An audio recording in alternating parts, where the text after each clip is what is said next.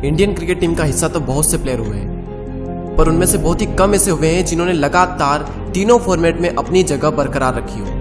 विराट कोहली के अलावा रोहित शर्मा और MS धोनी ही है जिन्होंने लगातार अपनी जगह टीम में बनाए रखी। लेकिन रोहित शर्मा और महेंद्र सिंह धोनी के अगर आंकड़ों पर हम नजर डालें तो T20 और वनडे में तो उन्होंने बहुत अच्छा परफॉर्म किया, लेकिन टेस्ट में वो इतना परफॉर्म नहीं कर पाए जितना T20 और ODI में किया है। लेकिन अगर हम विराट के आंकड़ों पर नजर डालें तो चाहे टेस्ट हो, T20 हो या फिर ODI हो, तीनों ही फॉर्मेट में उन्होंने पिछले 8 से 10 सालों से लगातार महारत हासिल की हुई है और एक बार भी ऐसा नहीं हुआ कि उन्हें अपने खराब फॉर्म की वजह से बाहर बैठना पड़ा हो। वो किसी ने बिल्कुल सच ही कहा है कि सक्सेसफुल होने से ज्यादा मुश्किल उस सक्सेस को बरकरार रखना है, और खासकर क्रिकेट में जहां हर साल एक से बढ़कर एक प्लेयर्स आते हैं। लेकिन विराट ने अपनी जगह टीम में हमेशा बनाए रखी और बेशक इसके लिए उन्होंने बाकी प्लेयर से ज्यादा सेक्रीफाइस किया। अपनी डाइट को लेकर हमेशा डिसिप्लिन रहे, जो कि बहुत ही कम प्लेयर्स कर पाते हैं। विराट की स्टोरी तो बहुत से लोगों ने यूट्यूब पर बता रखी, लेकिन आज हम बात करेंगे उन चीजों के बारे में जिसकी वजह से उन्होंने अपनी सक्सेस को बरकरार रखा। हम ये नहीं जानेंगे कि विराट को सक्सेस क्यों और कैसे मिली, हम ये जानेंगे कि विराट ने उस सक्सेस को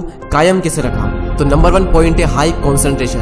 टीवी पर मैच देखते देखते ये बोलना कि इसे तो खेलना नहीं आता, इसकी वजह से ये मैच हारे, ये बोलना बहुत आसान है। लेकिन आपको जानकर हैरानी होगी, जब कोई फास्ट बॉलर बैट्समैन को बॉल डालता है तब बैट्समैन के पास में सिर्फ 0.45 सेकंड होते हैं रिएक्ट करने के लिए, और इन्हीं 0.45 सेकंड में ये समझना होता है कि बॉल कैसे, किधर और कितनी स्पीड से आने वाली है, और इसी बॉल पर शॉट कितनी तेजी से और किस दिशा में खेलना है। और ये सारी प्रोसेस करने के लिए उनके पास होते हैं सिर्फ 0.45 सेकंड।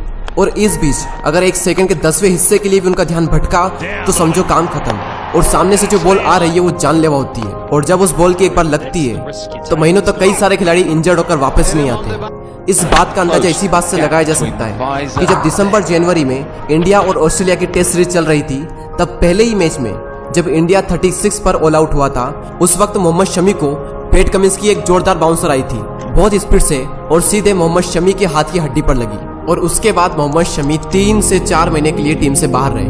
ना तो वो आगे के टेस्ट मैच खेल पाए और ना ही इंडिया वर्सेस इंग्लैंड की सीरीज में हिस्सा ले पाए, और उसी सीरीज में जडेजा को भी अंगूठे पर चोट लगी थी, और वो भी सीधे IPL में दिखे उस सीरीज के बाद में। और अब तो आप समझ चुके होंगे कि कितना कंसंट्रेशन चाहिए होता है क्रिकेट में बैटिंग करते वक्त, और वो भी तब जब सामने से सीजन बॉल आ रही हो, जिसकी जब लगती है तो कई सारे प्लेयर 3-4 महीनों के लिए टीम से बाहर हो जाते हैं। अब सवाल ये आता है कि कंसंट्रेशन कैसे बढ़ाएं।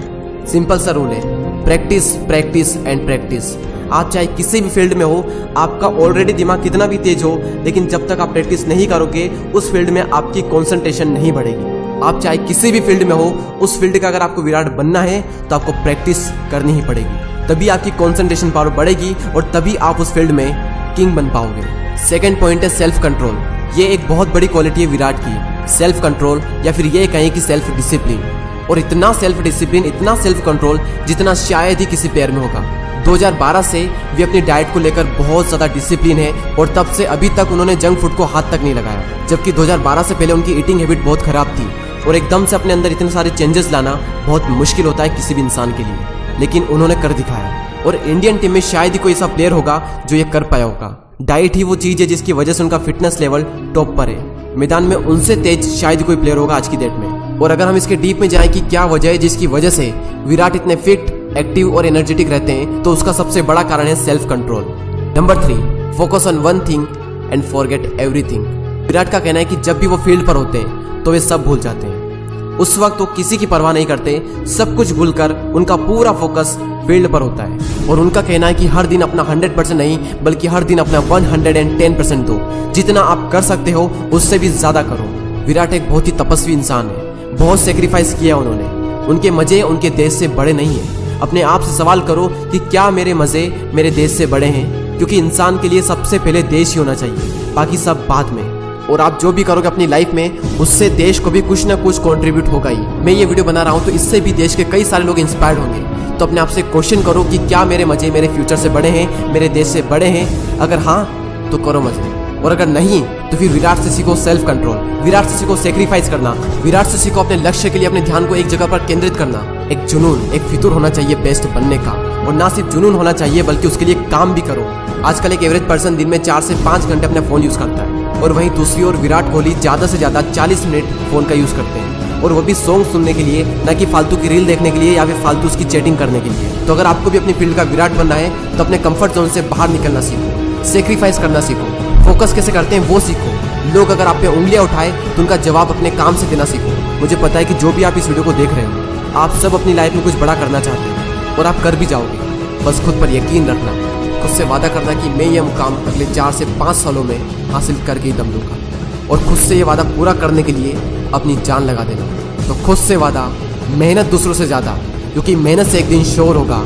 याद रखना, एक दिन अपना भी दौर होगा।